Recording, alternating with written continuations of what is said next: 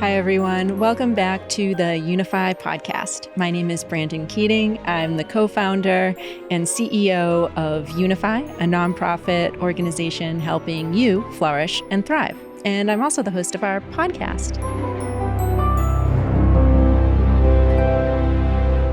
Today, we are incredibly excited to be joined by Andrew Nevin, who is a contributor to the Leadership for Flourishing book and is also the research professor and inaugural director of the Brainomics Venture at the Center for Brain Health, University of Texas at Dallas. Andrew, welcome. So glad you could join us today. Brandyn, it's fantastic to be with you. Thank you so much. Absolutely. So, Andrew, you have had quite a career, ranging from being a country builder to being an economist, an entrepreneur. Can you tell us a little bit about your journey and how you ended up focusing on flourishing and brain health? Well, back in the 80s, I made the mistake of doing a PhD in economics. And when I was about halfway through it, I realized I didn't believe any of it. Fair game. So I wrote what was the worst thesis ever in the history of my institution. And my advisors were the kindest people. They said, this is absolutely terrible. But if you promise never to be an economist, we'll let you out because we know that you want to be Dr. Andrew. So I said, that sounded like a pretty good deal. I left and went into the private sector. I started with McKinsey. I kept up my part of the deal up until 2008. But in 2008, I moved from China, where I'd lived for 10 years, to London, to the United Kingdom on September 15, 2008, and joined the global professional services firm, PwC. That was the day that Lehman Brothers went bankrupt. So I had just arrived. I had no clients. I had no friends. And I had a PhD in economics. So the PwC said, look, you figure out what we should be saying about the great financial crisis, because no one knew on that day. So I did that. But in the course of doing that work, I now broke my promise. I'd come back to be an economist. But I essentially found out that all those years that I was out working in the private sector, economics had wrecked the world. And that got me starting thinking about things. And that led me to the flourishing community that you and I are both a part of. And, I've been a part of for about 15 years. And ultimately led me to the journey to leave the private sector or retire from the private sector a couple of years ago and have the chance to be a professor, be an academic, but not in economics, and actually in the neuroscience center, the Center for Brain Health, part of the University of Texas at Dallas. So that's a little bit about my journey. So like many journeys out there, complete serendipity and accidents along the way. Amazing.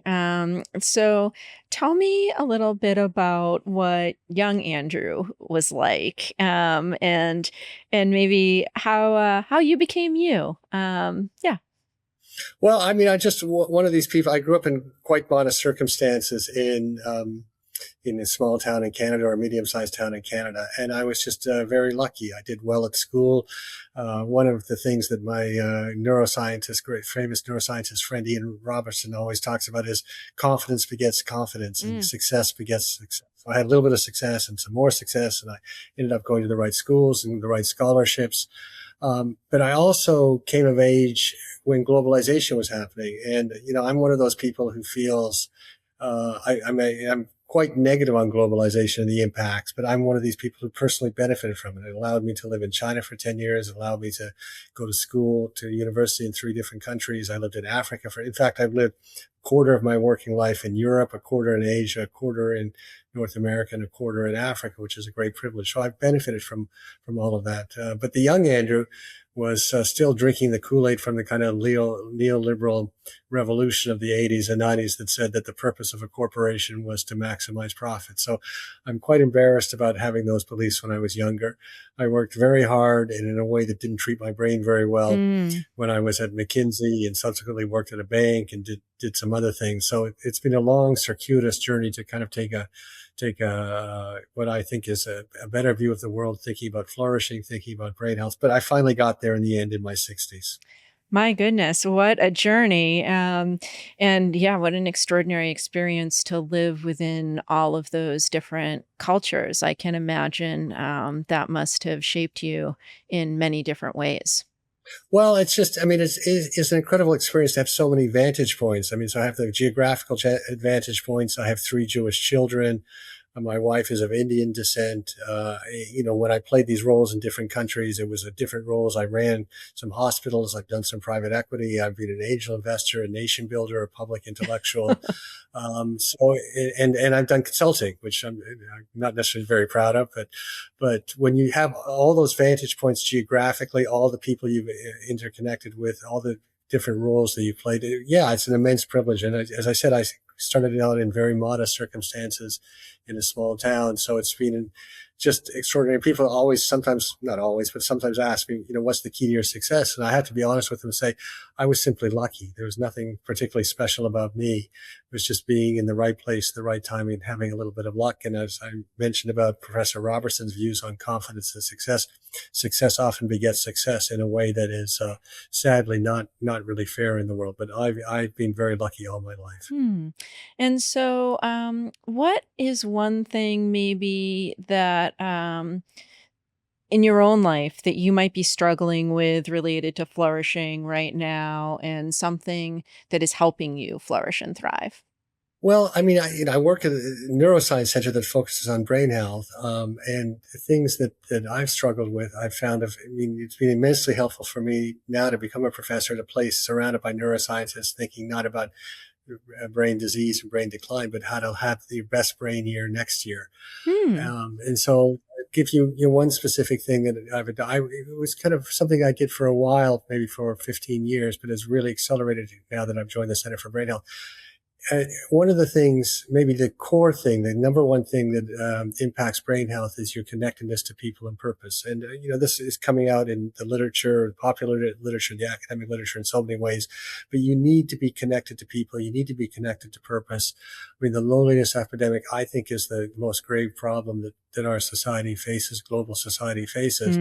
But one of the things that I've learned to do is every day I spend a big part of my day connecting to people. Some people I don't know, that I'll reach out, for example, on LinkedIn or other ways. I'll always follow up with them. And of course, people that I do know and I stay connected to it. And I just find that is immensely helpful in my life, and, helps deals with so many different things. And it's just something to make the conscious effort of taking time, because we've all got other tasks that we be doing not related to connectedness in our daily life and our job and the things that we're trying to accomplish in our personal life and with our family. But to take the time out to make that effort for connectedness, I found for me the last number of years has really been important to my brain health and my flourishing. Yeah, and especially in this age of devices, it's very easy to become isolated and disconnected, I think, behind our screens. So a lovely practice to make sure that we are continuing to be intentional about connecting, and maybe trying to purpose those devices for that purpose as well. So when many people hear brain health, they often think of disease prevention.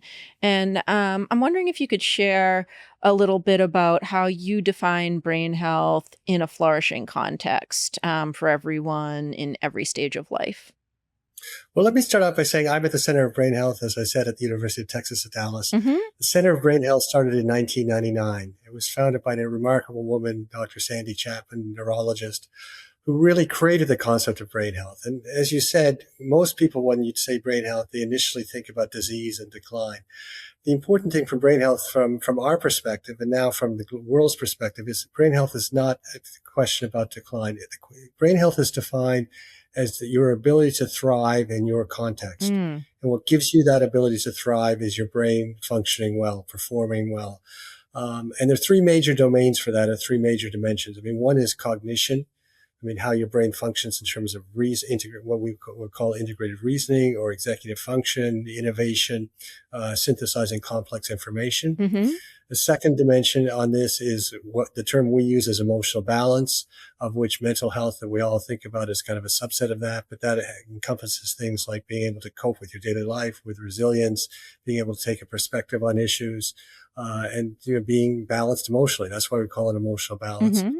And the third big dimension on there that I mentioned a bit before was connectedness to people and purpose. So brain health for us are how are you doing in those 3 large domains, those 3 large dimensions on that? And we now have a way of measuring it. But the definition that we use is very similar to what the WHO uses. And again, to stress, it has nothing to do with decline. At any age, as my boss says, Dr. Sandy Chapman, she says, your best brain year can be next year. Your brain doesn't inevitably decline because of neuroplasticity. It has a remarkable capacity to regenerate, to be stronger every year. And the thing that we would like people to do is exercise agency over their own brain health and brain performance to make sure their best brain year is next year. And they're not necessarily thinking it always, as you say, in the context of decline. Yeah, that's really encouraging to hear. I feel like we see so much in our media, whether it's online or television, movies, about brains declining over time, like it's almost a given. I love this phrase of next year can be your best brain year. That's very encouraging. And so Well, just to go back, sorry, yeah, Brandon, please. just to go back, just to emphasize this point about neuroplasticity. I mean, when Mm, I was at college in the 70s, and I was in a Canadian university, so hmm the drinking, they had campuses, they had pubs on the campus because the drinking age was only 19. I think the university owned the pub; they made money from it. Every time you were in the pub with your friends and you ordered a round of beer, someone would say, "Well, we've each lost 10,000 neurons, and we'll never get them back." And I don't know if you went to college if people said the same I thing. did not hear that when I was in college. But it turns out that neuroscience is completely wrong. In fact, the brain, the reason we use the term neuroplasticity is the brain is the most plastic part of the body. It's the part that responds the most to the way you use it. So at any point in time, your brain may be strengthening, and that is a kind of self-reinforcing process, or it could be weakening, and that again is a self-reinforcing process. But this ability for people to exercise control over the neuroplasticity of the brain is so central to having brain health and brain performance and to having flourishing. And that's the thing that we really try to teach people and emphasize at the Center for Brain Health. Brilliant. And so, from your research, what are the strongest links between flourishing and cognitive performance? Things like decision making, adaptability, or resilience under pressure?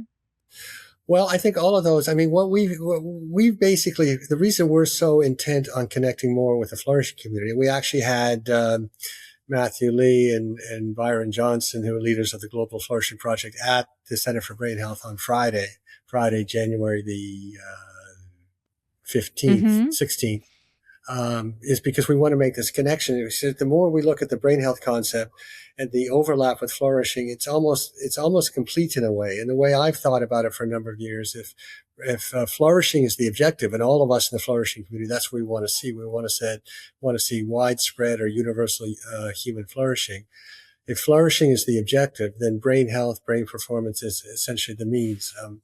But what we're finding in terms of overlap are, yes, exactly those things like emotional balance. So if you think of it in flourishing terms, the resilience, hmm the connectedness to people and purpose that we use as one of the dimensions of brain health is basically identical to the same concept in flourishing.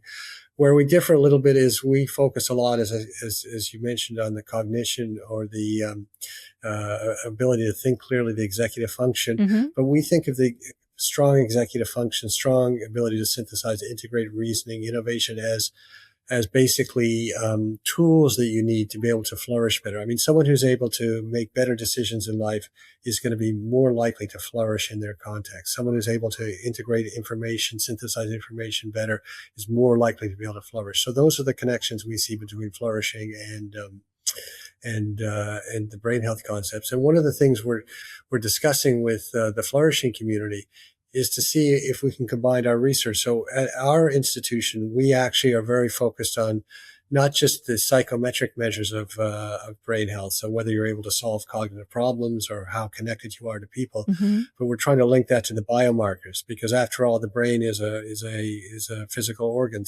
Yes. So anyone who's thinking about this would say, "Well, come on, Andrew, you guys aren't really doing your job unless you can show how the physical aspects of the brain link to these brain health aspects and the flourishing aspects." Now, we are blessed in having two functional MRIs, and we are really at the forefront of doing this research that tries to connect what's happening with the biomarkers, so things like brain blood flow, hmm matter integrity and connectivity, to the brain health indications around connectedness to people and purpose, or to the flourishing indices that we use on that. So that's what we're discussing now with the flourishing community. Can we kind of bring that biomarker research and combine it with the flourishing, because then, of course, we, the brain health community, that supports what we're saying about the psychometric measurements of brain health.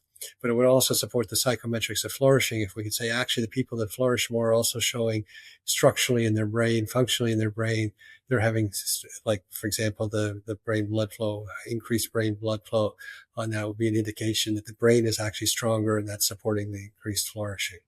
It's fascinating and amazing that we can see that from a physical standpoint, the impact. And so, sort of on the flip side of that coin, we've talked a little bit about some of the things that the potential that we have to improve our brain health and thereby our flourishing. On the flip side of that coin, are there common leadership or workplace practices that maybe are the norm right now that are actually unintentionally undermining brain health, even when organizations might, in a well-intentioned way, think that they're driving performance? Yeah, so probably the one that is the easiest to grasp is the concept of multitasking. Mm, So, I mean, there are people, I think today it's declining, but there's still people who put on their resumes, I'm a very good multitasker. yes.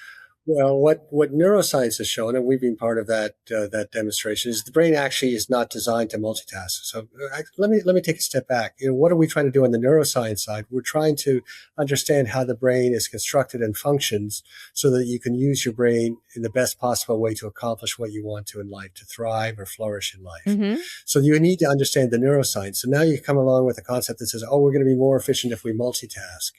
Well, it turns out that the brain is not constructed for multitasking. And if you think of it just in simplistic terms, every time you switch between tasks, it takes neural energy. So I have one task and I'm working on it, and I haven't completed it, but something pings me on my computer so that I take neural energy, I take my limited neural capacity, and I switch from the task I was working on to the new task. And then I may be working away at that new task, and a third thing comes in. So then I switch again on it. And what's happening there is you're just depleting your neural energy. And in fact, what we've shown and others have shown on the multitasking dimension is that you're just much less efficient. Yes. I mean, it's much more efficient to take a task and complete it, or take it as far as you can in the current context, or if you need to wait on someone, and then open up the new task. And one of the things that we teach to organizations is basically to stop multitasking. If we're going to work with an organization on a brain healthy workplace, as we call it, we'll start with the multitasking. So that's a simple one, but very effective. If we go to kind of more complex things, I mean, we know from the neuroscience, and the flourish community knows this as well, I mean, that excess stress degrades performance. Mm-hmm. I mean, from a biophysical or a biochemical dimension, I mean, you've got this excess cortisol, which essentially is a poison is useful in small doses in specific types of situations where you need that kind of alertness to danger. But when your brain is constantly flooded with cortisol, it will not function as well. So in our terms, if you think of the cognition, the executive functioning, or the integrated reasoning, they diminish. And that's been well studied by us, been well studied by many other people. So then you create a work environment where you think that if you create excess pressure, you'll get an excess result. What happens is, in many working environments, the pressure is too much, and you get a diminished result. Or at least a diminished result for the individual on that. I mean, part of the problem in the organizational context is that I don't think there's evidence that taking care of your people's brains is necessary to make a profit. The corporation or the senior people can do very well in an organization that is depleting the brains of the other people in the organization. Why is that? Because you're not, again, a little bit like anything where you kind of privatize the gains and socialize the losses. The corporation is not necessarily suffering from the fact that many of its employees have their brain capital depleted on that. So they can go ahead and have these brain unhealthy practices. And they can still be profitable, and the shareholders can still do very well.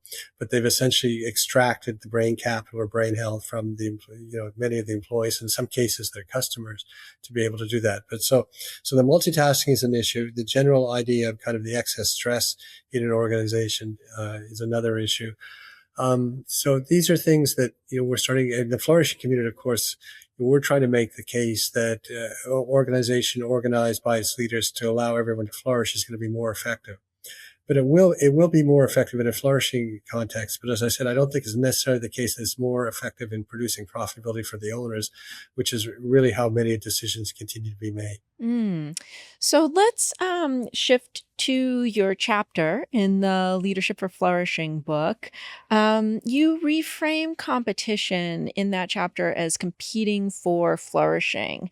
How does that shift change the cognitive and emotional demands placed on leaders compared to traditional competitive models? Well, where this all started was my Dr. Al and I kind of collaborated for a long time on this. When we looked at the flourishing community, what we saw was a community that really had advanced the concept of love and love between people in different contexts tremendously, but had not really thought much about competition. And we have the phrase in the flourishing community, as you know, kind of being loved into being. Yes. So Matthew Lee, one of our key leaders, will say that phrase when he speaks all the time, that you're loved into being. But Al and I thought about it and said, well, let's take an example. So Roger Federer, Rafa Nadal, Novak Djokovic, I'm sure they love each other, but they didn't love each other into being. They competed each other into being, right? Because each of them made the other ones better. And they, three of the greatest, if not the three greatest tennis players of all time. So that got us thinking about how do we design competitions to promote flourishing, which is what our community, our flourishing community, and I hope our brain health community is all about. And we started to realize that many of the competitions that we design don't promote flourishing. Not just that they don't promote flourishing, they're inimical to flourishing. So we designed 10 principles that we thought would for the design of a competition for flourishing in the book that we're bringing out soon. And we applied them in different contexts and asked ourselves the question, is this competition designed to promote flourishing, or is it inimical to flourishing?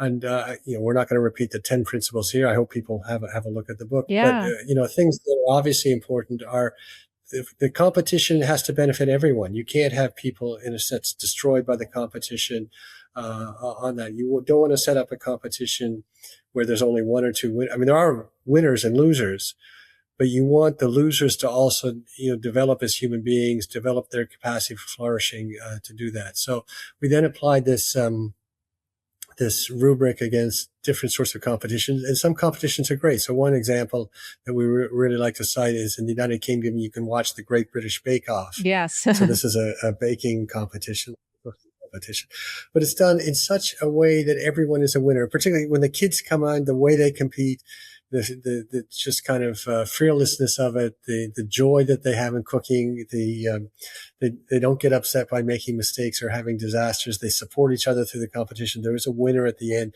but at the end of the day, all the kids competing flourished, all the people who were around them flourished, all the watchers on TV like myself really flourished on it. It's a fantastic competition. But let's turn it around. Another example from England now is the school system. So you have the GCSEs and the A levels in England, which is it's an educational system set up to create decisions about people's lifetimes at age 15, 16, 17, 18.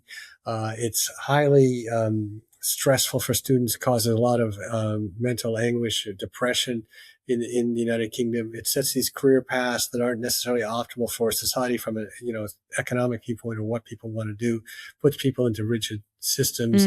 And basically, in our view, we argue in the book, it's set up as a competition that destroys value, destroys economic value, and more importantly, destroys human value on that. So that's what we want to highlight out. How do we design these competitions? So it's not just competition as you typically think of kind of in a market economy. A lot of the competitions we look at are ones in the education system. I mean, there's social competitions. Every day of our life, we have competition in different ways. And we think that we were a little more intentional about designing, if we in the Flourish community could promote the idea that not only do we want to love people into being, but also we want to recognize competition as an essential part of being human, but make sure the competitions that we have are ones that promote flourishing. So let me give you another example. Again, let me flip it around and be positive on the UK. If you go to a UK school and you play sports like soccer, what they call football, what we call soccer, or if you row at a school, they'll have, when I was in college in the United Kingdom, they had 3, 4, 5 rowing teams at our college because anyone that wanted to row would row, whatever their level is at. Now, when you come to the United States, you have a large high school that has 2,000 people, 2,500 students on it. The basketball team only has 12 people. Only 12 people make the basketball team. So even if you want to play basketball at your level, there isn't an avenue for that. So I would argue that the way the U.S. has structured that athletic competition is inimical to flourishing. It's non-inclusive, doesn't allow people to compete at their level, et cetera. Contrast it with one in the United States that's quite positive. So I participate in the U.S. Tennis Association competitions on there. It's something new to me because I've just moved to the United States. Really enjoyed it. I play at a low level, but they have every age group, every level. Everyone's playing at their own level. It's very good natured about it on that, and I think that's a very positive competition. So reason we put this part about competition into the book that's coming out now is just to draw attention to it, because we don't think there's been enough attention from the flourishing community to the way we structure these competitions. And we think it's such an integral part to how if people flourish throughout their lives, that we have to pay attention to it. So that's the basis for the flourishing for competition. Yeah, so we can compete well or poorly, it sounds like, when it comes to our flourishing. And I think we take so much for granted about how competition is set up in our society. It's a beautiful invitation to take a step back and think about are we actually structuring our competitions so that they can lead to more flourishing rather than an extractive or destructive result. So beautiful. And so for leaders who are listening, or maybe just everyday people who are listening and want to support both flourishing and high performance. We talked about moving away from multitasking. We talked about the negative impact of stress on brain health and flourishing. Are there one or two additional practical shifts at the individual or the organizational level that make the biggest difference for brain health? Well, I think that at the core, when we work with organizations, the most important thing is actually teach people a little bit about the brain. So if you think about, if I contrast a little bit with other parts of the medical system. So if you have the cardiovascular system, your doctor runs blood tests or blood pressure. I mean, those numbers have been well worked out in the science. I don't necessarily have to understand why 120 over 80 is a good blood pressure, but we know that's a marker we need to get to, and we can try to control that through diet, exercise, pharmaceuticals, etc. The brain is a little bit different. You're the operator of your brain. So one thing that's very important for us is you need to understand how the brain works. So people aren't giving you kind of advice on how to use the brain without you understanding that. And we actually find the more you teach people a little bit of neuroscience, the more people want to learn neuroscience. I've never spent an hour with our partners, for example, talking about the brain, and someone said that was a waste of my time. That was a waste of an hour that I want back. I want to know more about the brain. And then what happens is once you know a bit about the brain, then the consequences of that in terms of optimizing performance become more and more obvious. But if we go beyond the multitasking, for example, one of the things that is very big for us is a concept called elephants and rabbits. So it turns out that, everyone has big things they want to accomplish in their life, and everyone has an infinite number of small tasks they also need to keep going kind of on a daily basis. It turns out the brain cannot spend too much time each day on the elephants, or what are the big tasks that have complex kind of neural demands on them, complex problem solving demands. We say that people can only actually spend 45 minutes on an elephant at a time. Interesting. So these are complex tasks that are moving your life goals forwards. So then what we tell people is, look, one of the problems is very common in organizations and in people's lives is that they spend their time chasing rabbits when they should be thinking, I don't want to say hunting elephants. We should never hunt elephants. Metaphorically, everyone, metaphorically. Yeah. So people spend too much time on rabbits, and everyone knows you have this long to-do list. And of course you get a little bit of a dopamine hit when you do a rabbit. Yeah. But at the end of the day, you find out you've done 25 rabbits and you've done no elephants. Yeah. So one of the things that once people understand the neuroscience of it, then there's another important part of this puzzle, which is also people have optimal times in the day when they're the most effective, when their neural capacity is at its highest, when they can do the most complex things effectively.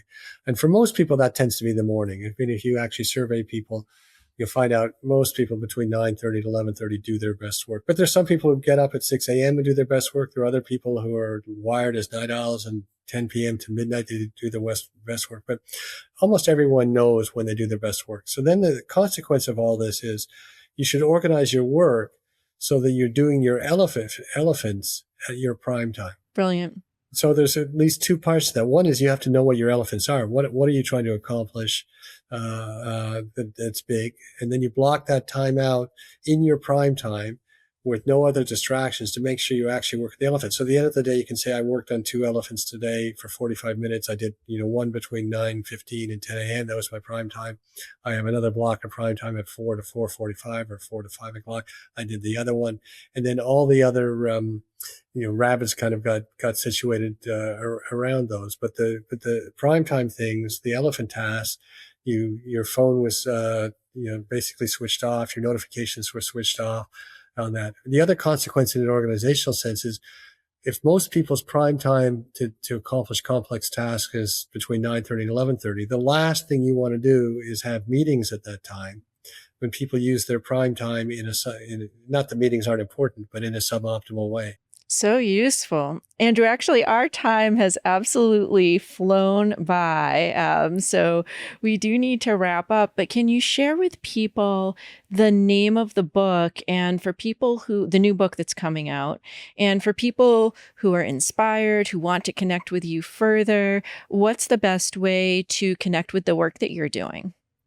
Well, let me start with the second question first. So I'm very active on LinkedIn. I always respond to anyone that reaches out to me on LinkedIn. It's Andrew Nevin. I'm at the University of Texas at Dallas at the Center for Brain Health. In terms of the book, it's Flourishing in Canada, How to Get the Good Life. We did an initial version in 2017. It's a book about Canada, but I mean, all the lessons and things that we talk about there, particularly trying to shift from a GDP lens to a flourishing lens, apply around the world. In the first book, we really focused on the individual capabilities for flourishing. So we talked about autonomy and what else did we talk about? What are the 3 capabilities? Connectedness, essentially being able to connect to people on that. In the second book, we built on that, but then we added this concept of how to structure how to structure competitions for flourishing. And we're just in the process. I think by the end of the first quarter, we'll have the book out. I mean, it will be I'm happy to send it to anyone who reaches out to me. We're not trying to make any sort of profit on it. We just want to spread the ideas. So that's the timeline for the book. So, but please reach out to me. I'm happy. Really want to connect the worlds of brain health and the worlds of flourishing together. And if I had to leave everyone with a final thought, no one regrets learning how their brain works. Your life will be better. The more neuroscience you know, the better off your life will be. Amazing. Well, we will have all those links for Andrew's books and to connect with him on LinkedIn below if you're watching on YouTube or another online platform. If you're listening, you can hop onto the YouTube to grab those links at YOUnify. And if you found this valuable, we hope you'll press that like and subscribe button, which helps more people access this great information. So thank you so much, Andrew. Really appreciate your time. I'm sure we've only scratched the surface of your brilliance, so I hope we'll get to have you back in the not too distant future. Brandon, it's been an honor to be with you. Thank you so much. You bet. So will I see you in Boston?